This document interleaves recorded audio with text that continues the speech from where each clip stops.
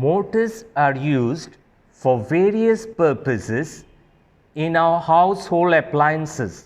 For example, an electric mixer, a washing machine, a ceiling fan, a water pump makes use of a motor. So what is a motor? It is a rotating machine which converts electrical energy into mechanical energy. When the motor is supplied with DC supply, it is called DC motor. But when the motor operates on AC supply, it is called an AC motor. So this motor needs DC supply for its operation. Here you see a 3 HP induction motor which works on AC supply.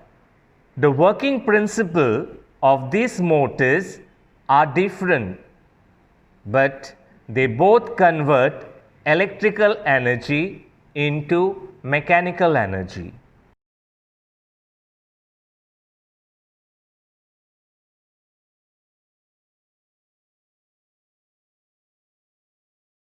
So now you will learn about the principle of a DC motor, how a DC motor functions. Now here you see the north pole and south pole of a U-shaped magnet. You see a conductor held between north pole and south pole.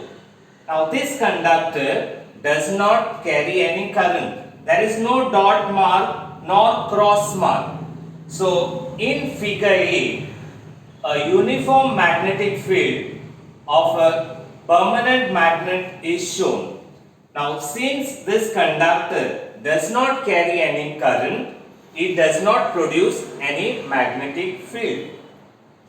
Now in the second figure, figure B, the conductor carries current. And what is the direction of the current? The current is flowing into the conductor. There is cross mark shown. So when current flows through the conductor, it produces magnetic field. Now the shape of the magnetic field are concentric circles, and using Maxwell's corkscrew rule, you will find that the direction of this magnetic field is clockwise. So in figure A, uniform magnetic field of a permanent magnet is shown.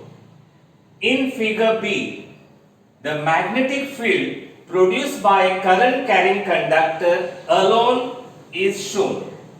Now let us see what happens when a current carrying conductor is placed in a magnetic field. Now in figure C, a resultant magnetic field of both these fields are indicated.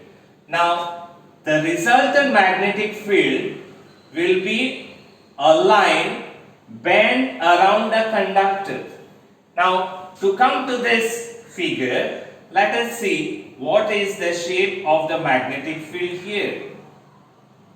The direction of the magnetic lines of force on the right hand side of the conductor is acting downward, whereas on the left hand side it is acting upward. So magnetic field produced by the current carrying conductor has two directions on either side of the conductor. On the right hand side it is acting downward. On the right hand side it is acting upward. Now if you observe the magnetic field produced by a permanent magnet, on the right hand side it is acting downward, as well as on the left hand side it is acting downward. Now to find the resultant, we take the magnetic field on each side of the magnet separately. So let us take on the right hand side first. So what do you see? The magnetic field of the permanent magnet acts downward. That means from north pole to south pole of the magnet. Whereas the magnetic field produced by the current carrying conductor on the right hand side of the conductor is also acting downward. So both these fields on the right hand side of the conductor are acting downward. So a strong magnetic field is produced on the right hand side of the conductor. Now this straight line merges with the concentric circle and forms a resultant like this. Now let us take the case on the left hand side of the conductor. So on the left hand side of the conductor, the magnetic lines of force direction is upward, whereas on the left hand side of the permanent magnet, the magnetic field is acting downward. So they are acting in opposite direction. So what happens? They oppose each other. So as a result, there is a weak magnetic field on the left hand side of the conductor. So the resultant magnetic field is stronger on the right hand side of the conductor than the left hand side of the conductor. Now what is the reason? On the right hand side of the conductor, both this magnetic field help each other, they aid each other, whereas on the left hand side of the conductor, they oppose each other or they cancel each other. As a result, there is weak magnetic field on the left hand side of the conductor. Now these magnetic lines, you find they are crowded on the right hand side of the conductor and bend around the conductor. Now these magnetic lines of force always try to travel in a straight line as far as possible. So here what you see is called electromagnetic drag or force. So if these magnetic lines of force try to travel in a straight line, what they will do is they will exert pressure on the conductor and push it out in this direction from stronger magnetic field to weaker magnetic field. So the conductor will move in this direction. That means it will move in a anti-clockwise direction. So what is the principle of a DC motor? When a current carrying conductor, so this is a current carrying conductor, is placed in a magnetic field, an electromagnetic drag acts on the conductor and pushes it out of the magnetic field. I repeat it again. When a current carrying conductor is placed in a magnetic field, it experiences an electromagnetic drag or force which pushes the conductor out of the magnetic field, that is from the stronger magnetic field side to the weaker magnetic field side. Now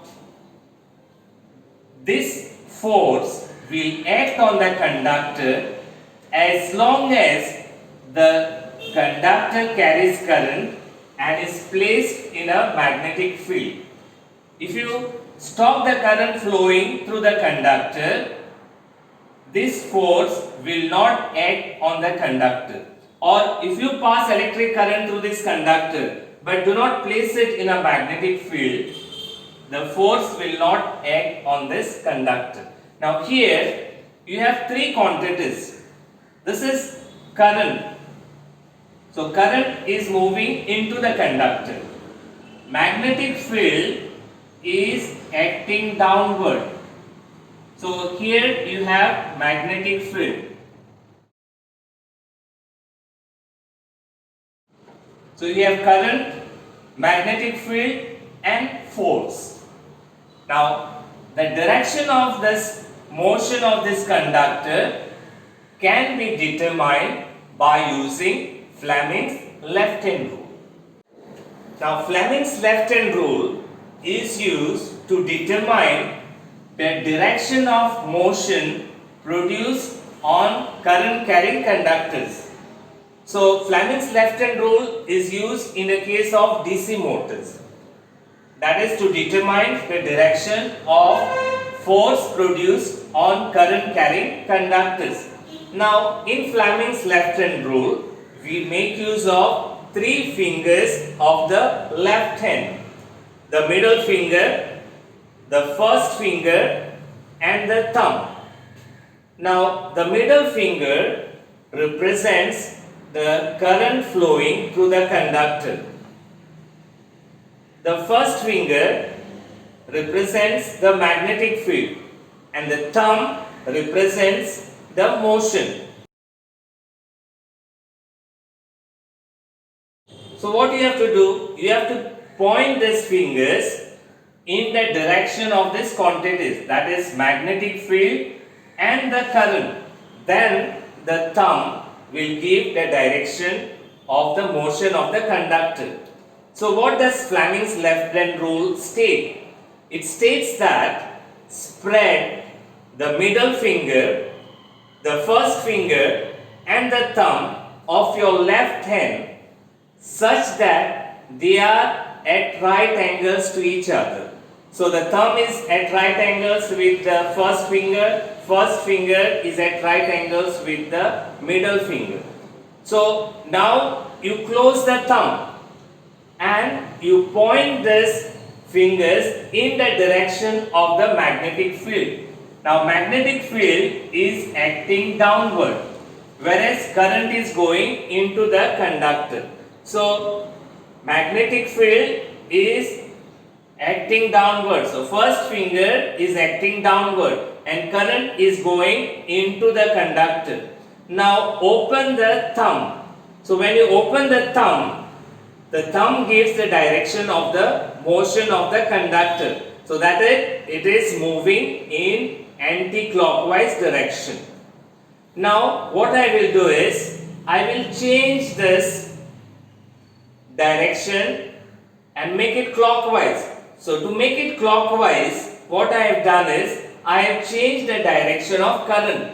So now the current is coming out of the conductor, whereas magnetic field is acting downward. So this is my original direction, that is anti-clockwise.